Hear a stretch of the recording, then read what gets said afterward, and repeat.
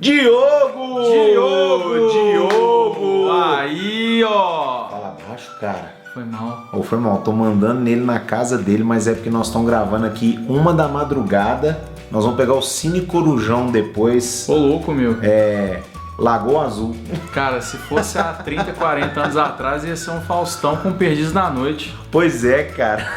Ô, louco, meu. Ô, louco, meu. Eu nem sei imitar o Faustão, que Pois merda. é. Acho que pior do que o cara que imita o Faustão é o cara que acha que sabe imitar o Faustão. É foda, né? E isso velho? acontece com o Silvio Santos também e com todas as outras imitações Pois é. no planeta. Tortilla que imita as pessoas muito bem.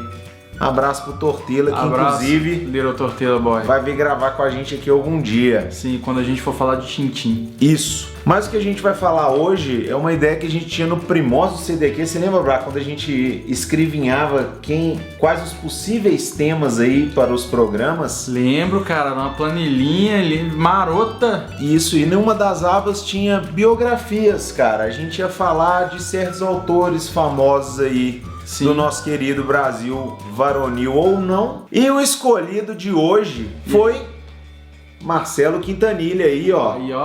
Hoje nós vamos falar dessas duas HQs aqui, dessas duas graphic novels maravilhindas. Dobradinha muito marota, muito bem feita, lançada Tungstênio ano passado, em 2014. Talco de Vidro aí é o rebento mais novo desse quadrinista que a gente é fã. Não deve ter 2 meses que lançou e já tá bem falada em todos os sites Já. especializados em quadrinhos. Caiu. E vai ser bem falada aqui também. Caiu na boca do povo. Eu confesso o seguinte, cara, eu conheço Quintanilha de tempos mais recentes e não de tempos mais primórdios. Pois é, eu só tive a oportunidade de ler Sábado de Meus Amores, mas não vamos atropelar as coisas, Dioguinho. Vamos pela ordem cronológica dos acontecimentos. Beleza, Batman? Em 1988, então, ele começa a desenhar regularmente para histórias de terror e de artes marciais. Tô falando alto, né?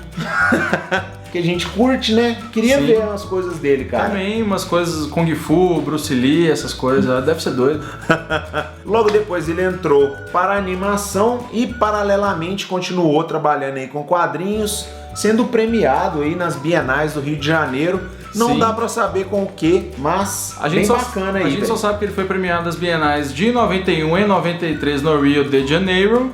Depois seguiu aí trabalhando para algumas revistas nacionais e alguns jornais internacionais. E em 99, aí sim ele foi trilhando cada vez mais o caminho da nossa querida e amada arte sequencial em quadrinhos. Sim, ele lançou a HQ baseada na história de seu pai, intitulada de A Fealdade de Fabiano Gorila. Sei lá se esse é o nome do pai dele ou o nome futebolístico dele. Já viu Fabiano Gorila jogando bola, Diogo? Não, Era cara. igual o Garrincha, cara. É mesmo? Não sei. Pois é. Falando em nome, né? Ninguém nasce Mané Garrincha lá, vai, né?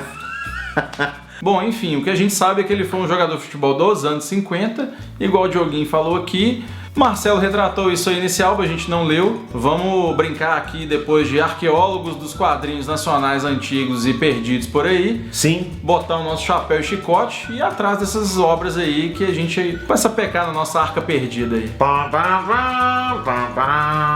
vendo, né? Chega.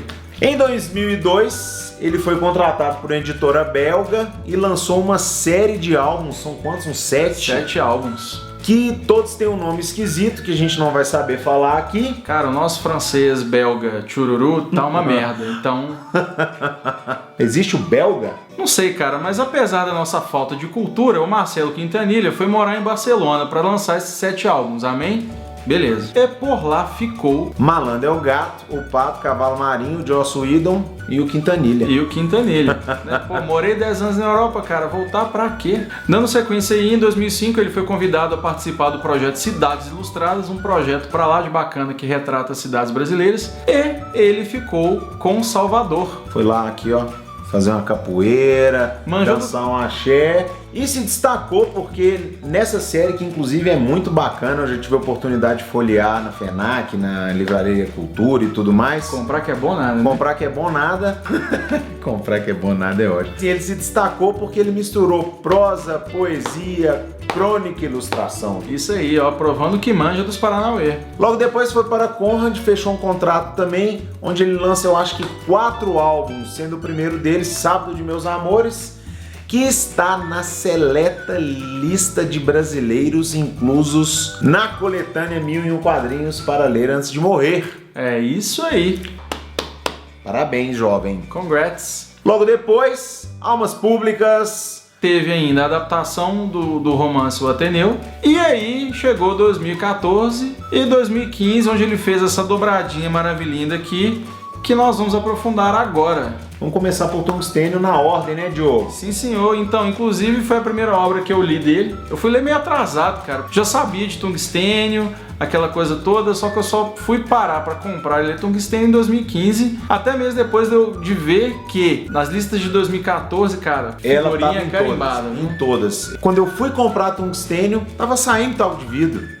Então por isso que a gente tá até fazendo esse programa aí, porque a gente leu as duas assim, de cabo a rabo. E à medida que a gente leu as duas, a gente viu que, pô, falar só de uma ou falar só de outra ia ser injusto. Sim, vamos falar das duas. Eu quero primeiro começar, Diogo, pelo nome das revistas. Sim, eu acho que tanto o Tungstênio quanto o Talco de Vidro são nomes que, assim, você acaba caindo numa interpretação muito pessoal. Isso. Na minha opinião, até o Talco de Vidro é muito mais do que o Tungstênio. Sim. Até porque o Tungstênio, assim, né? Pela definição aí da química moderna, tchururu, tungstênio é o nome do metal mais pesado da tabela periódica. Sim. Então, a partir desse peso todo, você julgando isso com o que acontece na história com todos os personagens, dá pra fazer um paralelo muito bacana. E no caso do Talco de Vidro, pelo naipe da história ser uma coisa muito intimista, ser uma coisa com um cunho psicológico absurdo, você percebe que o Talco de Vidro realmente é aquele pozinho que te arranha e te machuca até não sobra mais nada, né, velho? Pois é. Pelo menos a interpretação que eu fiz foi essa. E aqui um trabalho excelente da Veneta aí, ó, capa dura. Sim, todas as duas. Impressão de qualidade, todas as duas, um excelente trabalho,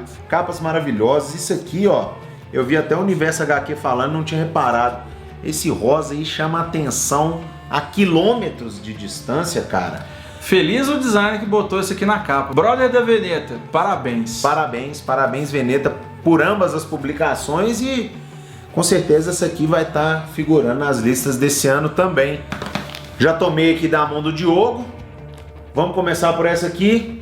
Qual a sinopse dessa belíssima graphic novel aqui, Dioguinho? Vamos Tungstênio. lá. Tungstênio é uma história que se passa em Salvador, e aí a gente vê vários personagens aí e como as suas histórias vão se cruzando à medida que o tempo passa. E aí a gente vê mulher de coração partido, militar reformado, um policial que não é bom nem ruim, traficantes, criminosos e a treta toda quando esse povo se encontra.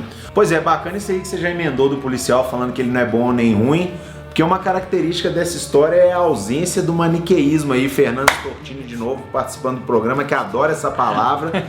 Porque nenhum dos personagens é 100% bom ou 100% mal. Todos eles estão ali vivendo a vida do jeito que dá pra viver. Todos os personagens têm a sua dose aí de bondade, de qualidade, de virtude, mas ao mesmo tempo também todo mundo carrega uma ou duas ou várias falhas de caráter. Os personagens eles começam a se cruzar na história por conta de um crime que acontece. O legal de Tungstênio, assim como todas as outras histórias dele, é como ele retrata o brasileiro e o cenário brasileiro como um todo, cara. Sim, ele vai na veia.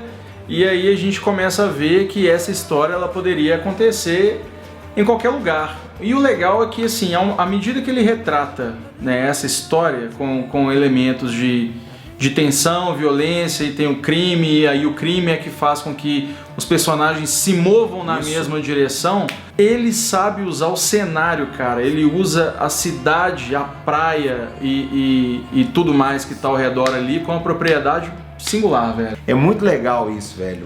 O jeito que ele trata o tempo nos desenhos dele. Que, tipo assim, se você for traduzir aí pra uma cena de filme, talvez, não duraria 1 hora, cara. É muito bacana que mostra o controle que ele tem sobre a narrativa da história. Sim, então, assim, exato. Hora nenhuma ele se trai. Ele sabe exatamente o tempo que ele quer dar para determinada parte da história. Então, assim, ele sabe quando acelerar, ele sabe quando jogar muita informação ali para criar uma tensão, para criar uma urgência, mas ao mesmo tempo ele puxa o freio de mão na hora certa, exatamente para quando você tem momentos mais reflexivos, mais intimistas, que aí ele te convida, cara, a refletir em cima de tudo aquilo que ele tá mostrando. Então, assim, ele não insulta a sua inteligência. O legal também dessa história é que ele insere alguns flashbacks. Apesar do centro da história estar acontecendo em volta desse crime ambiental que está acontecendo lá na revista, ele joga alguns flashbacks, assim, que é outra coisa que ele domina muito bem, que não te atrapalha nem um pouco na história. E também já pegando aí a questão de como ele retrata o sotaque, o jeito de falar das pessoas de Salvador, as gírias e tudo mais nos balões de conversa, cara, dá Sim. gosto de ler, cara. Eu fico imaginando, se fosse um filme, cara, você consegue imaginar o sotaque dos personagens à medida que você vai lendo. É sensacional. Dá vontade de ler em voz alta com sotaque, cara, vai ficar muito bonitinho. Velho. É exato, cara. Às vezes você, tipo assim, e é tão bem escrito que hora nenhuma você fala, erro de português, faltou uma vírgula aqui. Não, cara, ele realmente retrata com fidelidade o jeito de falar do baiano, nesse caso, né, velho? Muito foda. Uma coisa bacana do trabalho do Marcelo no Tungstênio e também no Talk de Vidro é o fato dele utilizar o quadrinho como um reflexo da realidade nossa atual. Então, assim, tudo bem que aí você vê a amplitude que o quadrinho oferece pro leitor.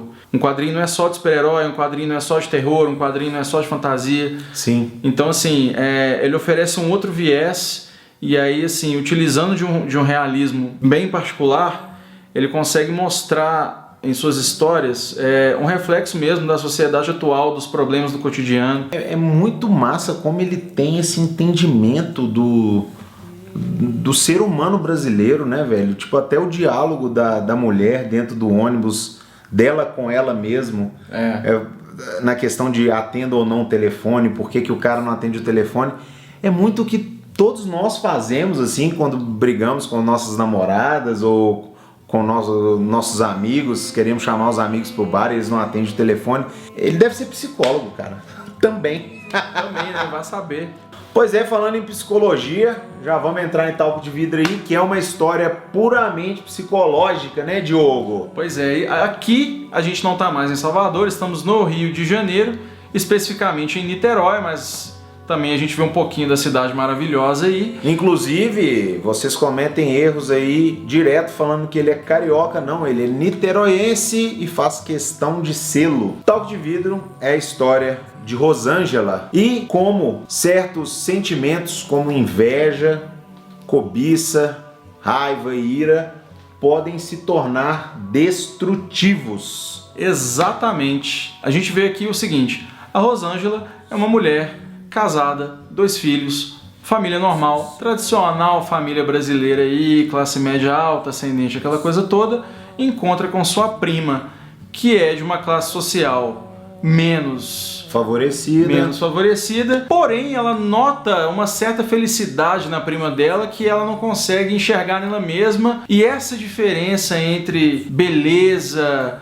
felicidade pura e plena que ela vê no sorriso da prima a partir desse encontro e tudo mais, isso, cara, serve de gatilho para que a Rosângela entre aí numa espiral de pensamentos e sensações, cara, que levam ela a uma jornada absurda. Inclusive, isso tudo que o Diogo falou tá descrito nas 10 primeiras páginas, que são diálogos, assim, até em terceira pessoa, que ele utiliza, meio que um narrador em terceira pessoa, que é um diálogo, velho, que vale a revista. Vale a revista, cara. É o diálogo que faz até a gente se sentir mal, porque são pensamentos, são sentimentos. Olha só, é tão difícil isso que ele faz. É igual eu falei, cara. Sentimentos que a gente tem inconscientemente, cara. É uma espiral, cara, que a partir das palavras ditas em repetição ali, página após página, quadrinho após quadrinho, aquilo ali, cara, ele consegue transformar em pensamento que vira sensação. Não só para personagem, mas para o leitor também. E aí, nisso, o que ele faz? Ele coloca a protagonista nessa espiral, mas ao mesmo tempo ele coloca o leitor ali também. E é aí que já começa, assim, uma das grandes virtudes do Talco de Vidro, que é pegar de laço o leitor da mesma forma que ele pega de laço a protagonista e fala assim, ó, essa aqui é a jornada dela. E aí você começa a ver, de novo, ele usando o cotidiano, o realismo com maestria. Sim. E aí a gente vê o desenvolvimento da Rosângela nessa história toda. E aí não tem como não se identificar ou não pensar em histórias semelhantes que a gente já tenha visto. Pois é, resumindo, Talco de Vidro pode ser um manual aí da natureza humana, cara, de como a gente se porta perante a sociedade, o capitalismo e tudo mais. Você vê que durante a revista ela fica o tempo todo aí tentando manter uma certa distância da prima e dos familiares por conta da classe social, mas ao mesmo tempo, quando ela tá com esses personagens, faz questão de vangloriar a classe social dela e tal. E no fim das contas é o mote da revista, né? Nenhuma dessas coisas materiais traz felicidade para ela, nenhuma, onde ela só vai se chafurdando aí na merda, né, Diogo? E isso tudo a partir do pensamento e da sensação e depois da atitude em querer se libertar de tudo que tem na vida dela.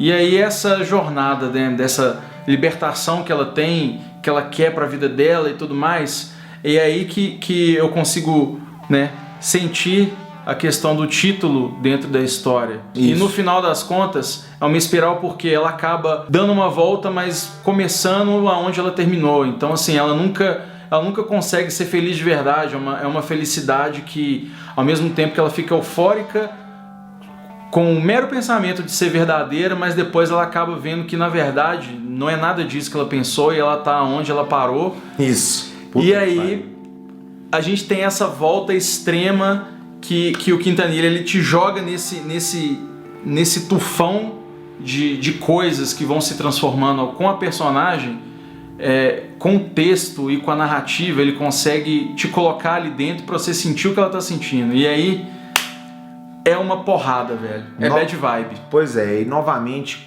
como os quadros são bonitos. Os desenhos de Talco de Vidro são menos detalhados que o de Tungstênio, mas não perdem em nada, assim, o entendimento da história, novamente os ângulos de câmera. Como entende da vida esse caboclo, né, velho? Pelo amor de Deus. E para finalizar, falar o que as duas têm de comum, além do belíssimo trabalho da Veneta. As duas são em preto e branco. E o que esse cara faz em preto e branco, imagina se fosse colorido, né, velho? Cara, aí é que tá. Não precisa ser colorido. Eu acho que o preto e branco valoriza a narrativa dele, valoriza a arte sequencial dele, valoriza a história que ele quer contar. Eu acho que talvez se fosse colorido, aí sim ia ficar um novelão da Globo. Pois Falo que é novelão da Globo que é zoeira, mas é porque assim, é uma coisa que os dois têm o mesmo ponto de partida, que é retratar a nossa sociedade, mostrar alguma coisa em relação à sociedade que a gente vive. Só que assim, o novelão da Globo não tem nada a ver com isso aqui, é só uma zoeira, porque isso aqui acaba sendo um retrato muito mais palpável, isso, enquanto a novela acaba sendo simplesmente um retrato aspiracional inútil da porra do caralho, que eu não sei pra que serve. Perfeito. É a novela que deixa as pessoas como a Rosângela, Diogo, é isso. Mas eu queria falar uma coisa que pra mim é muito marcante, tanto no Talco de Vidro quanto no Tungstênio, cara. É o que você falou da questão do ângulo de câmera, o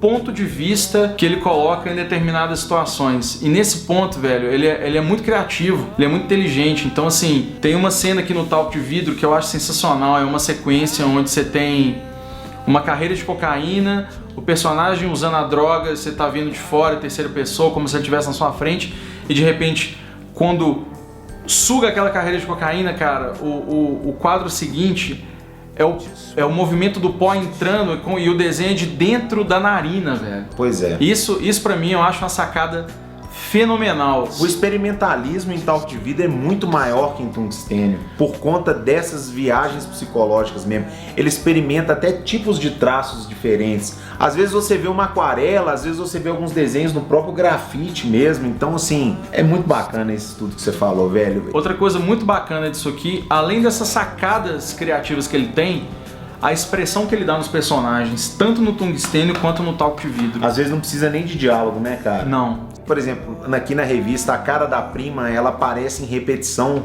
quase que o mesmo desenho. Sim. E quando você vê ela aparecendo, você já sabe que depois já vai desencadear alguma coisa na Rosângela. Isso é muito foda, velho. E o tanto que quando isso acontece, a afeição da Rosângela nas cenas mesmo. Então, assim, ela é deprimida. Ele consegue retratar ela, saca? E, assim, de um jeito muito bipolar. Então, assim, quando ela tá muito feliz, muito eufórica, a cara dela consegue passar toda essa euforia. Ele não precisa de muito pra passar essa sensação de euforia. Sim.